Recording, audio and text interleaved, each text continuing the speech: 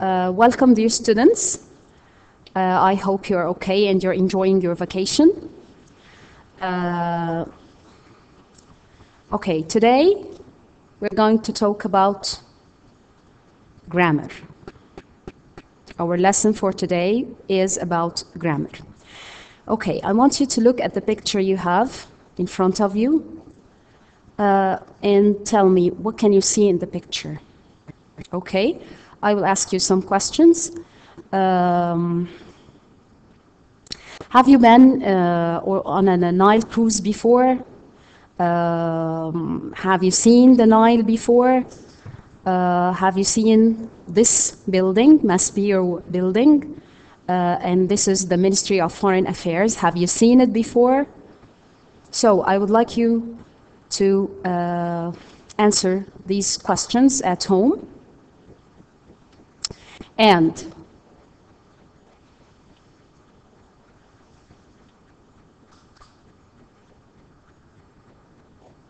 this is a postcard. And of course, as you can see in the picture, this is Cairo, okay?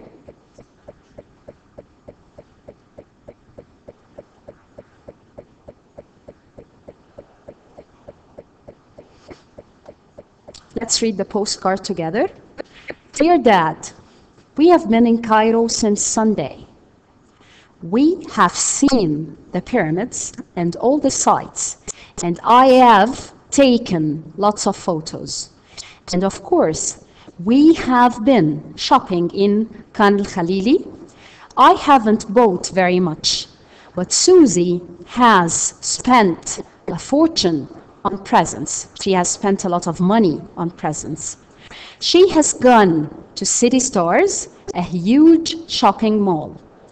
She has been there for hours. She has just sent me a text message.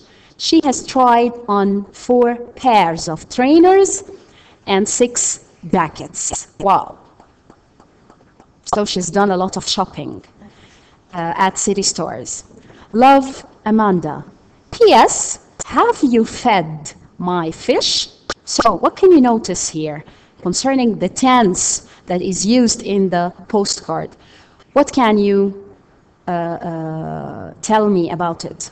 Okay, so let's have a look at this and start our lesson for today.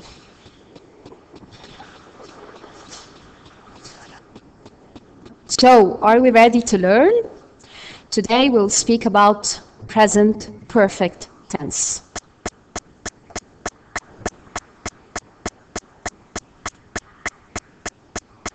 So, what is the present perfect tense? When we use the present perfect, it means that something has happened at some point in our lives before now. That's why it's called present perfect. Before now. At unspecified time in the past.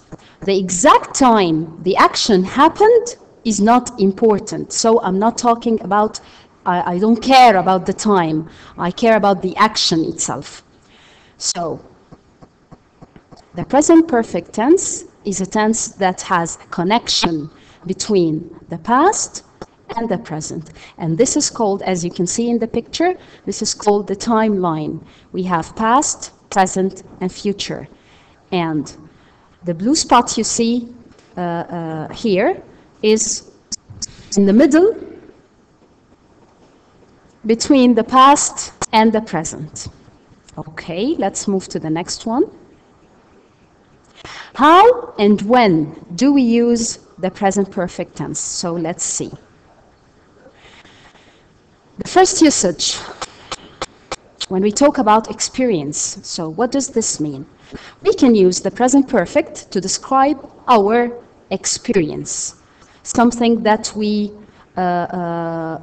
have had experienced in our lives.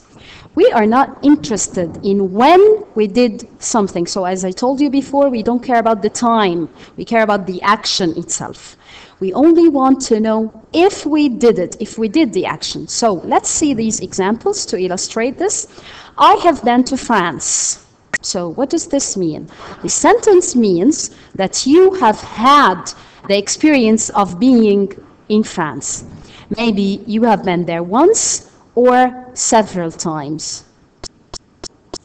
I have been to France 3 times. So here you can add the number of times at the end of the sentence.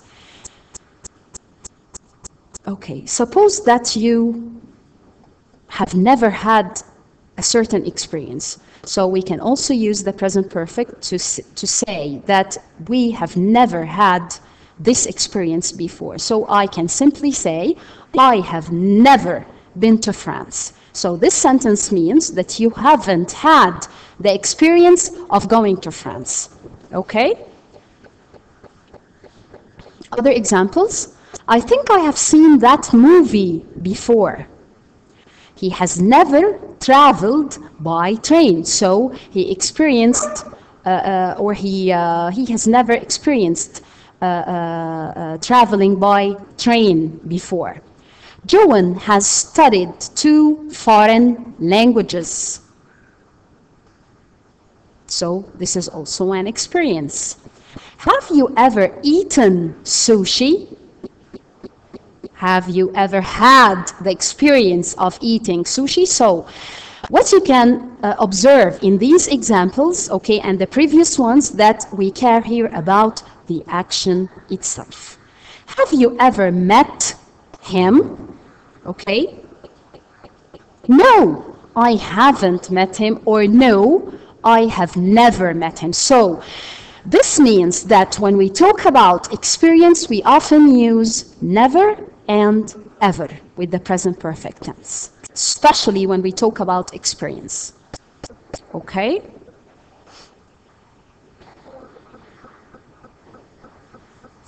Now,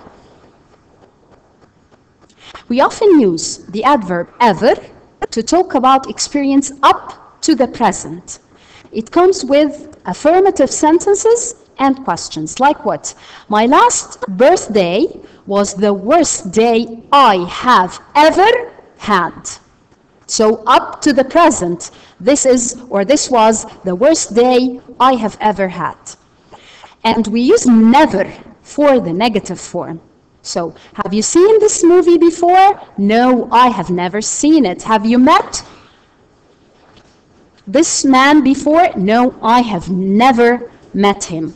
So this means that we use the adverb ever to talk about experience up to the present, and it comes with affirmative and questions, and never when we talk about the negative form. Have you ever met George? Yes, but I have never met his wife, for example.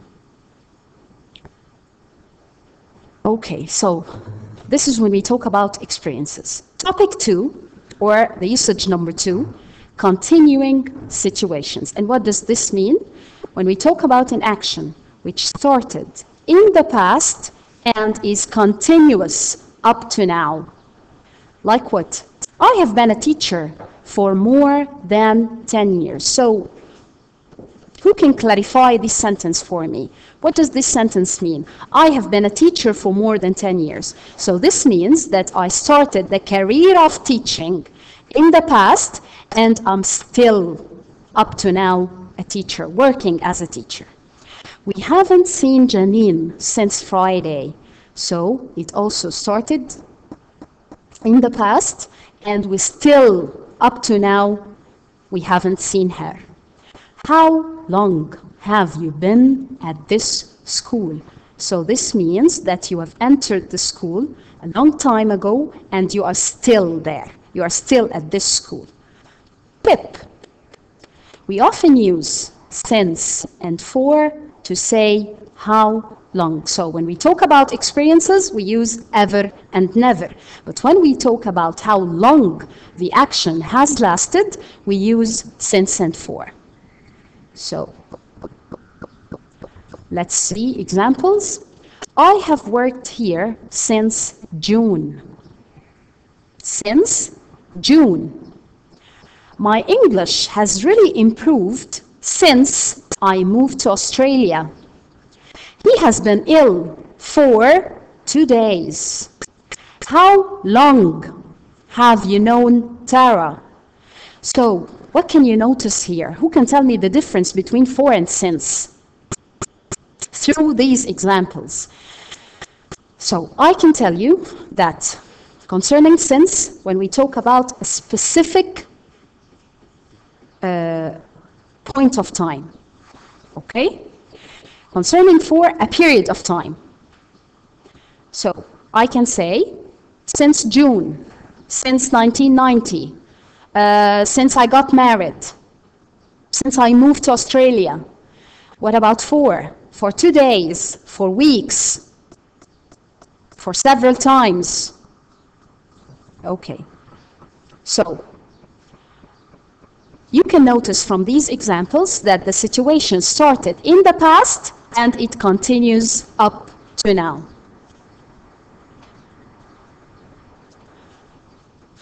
Usage number 3, an effect on the present. So what does this mean? When we have a result in the present, maybe an action or a past action, but it has a result in the present. So let's see examples to illustrate this. I have lost my wallet. What does this mean? Okay, this is a past action, but it has a result. And what's the result? I don't have it now. I don't have my wallet now. I have lost my keys, so I don't have the keys now. So it has a result in the present.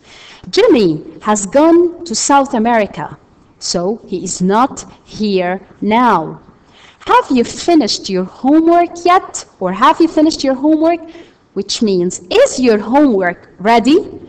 So, in this case, when we have an effect on the present or we have a result in the present, we often use just, already, and yet with the present perfect tense for an action in the past with a result in the present.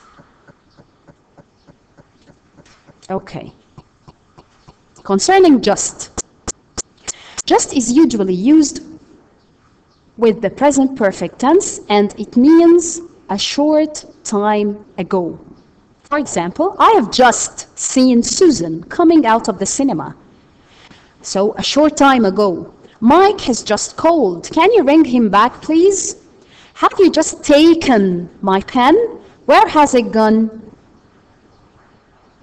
And concerning just, it comes between the helping verb, whether have or has, and the past participle. What about yet? It's used to talk about something which is expected to happen. It means at any time up to now. And it's always used in questions and negatives. Have you finished your homework yet? So the speaker here expects that the homework will be finished. I haven't finished it yet. So you will answer him, I haven't finished it yet. I'll do it after dinner. So yet usually comes at the end of the sentence and in questions and negatives. Already. This is another key word for the present perfect tense, and it's used to say that something has happened early or earlier than expected. I have already spent my salary, and it's 2 weeks before payday. I have already spent my salary sooner or earlier than expected. The train has already left, so I have missed it. What are we going to do? I have missed the train now. So already here means earlier than expected. And it always comes in mid position between the helping verb, has or have, and the past participle of the main verb, has already left. Okay. Has been and has gone. What's the difference between saying has been and has gone? We use the present perfect of be when someone has gone to a place and returned. Where have you been? I have just been out to the supermarket. So this means that he has gone to a place and he returned. Have you ever been to San Francisco? No, but I have been to Los Angeles. So this means that he was there, but he has returned. But when someone hasn't returned, he's still at the place he has gone to, we use have or has gone. Where is Maria? I haven't seen her for weeks. She has gone to Paris for a week. So this means that she's still in Paris. She will be back tomorrow. Okay? Now,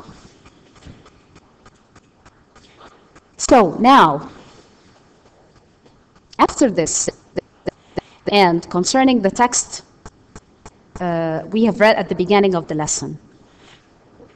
Now, of course, if you are in class, I will ask one of you to come to the board and write the form of the verb. After we have illustrated the usage of the verb, we illustrated the keywords, and we have read the text, so I will ask one of you to write down the form of the verb on the board, to extract it from the text and write it. So, as you're not here, we already have it. Has or have plus PP, past participle, the third form of the verb. Examples: you have seen that movie many times. Have you seen that movie many times? This is the interrogative form or the question form.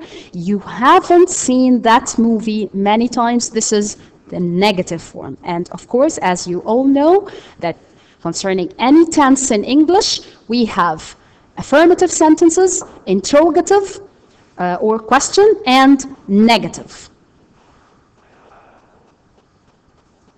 Concerning positive sentences, we have I, you, he, she, it, we, and they. With I, have been to Mexico, for example, or to Moscow. You have finished the exercise. He or she or it has. He has just gone home. She has already had a holiday this year. It has broken. What about we and they? Of course, they take have. We have seen this film before. They have bought a new car. Okay, what about the negative sentences? We simply add not, okay, between the helping verb have or has and the main verb. I haven't been abroad yet. You haven't answered my question. He hasn't been home for 5 years. She hasn't found a new job. So as you can see, we put not in the middle between the helping verb has or have and the main verb. It hasn't finished yet. We haven't worked on a farm, and they haven't seen each other for ages. Yes or no questions. Have I ever done it before? So when we come to questions, I put have at the beginning, have or has at the beginning of the sentence. Have I ever done it before? Have you been to the cinema recently? Has he worked here long? Has she already sent the fax? Has it ever been in a crash? Have we done it right? Have they gone home yet?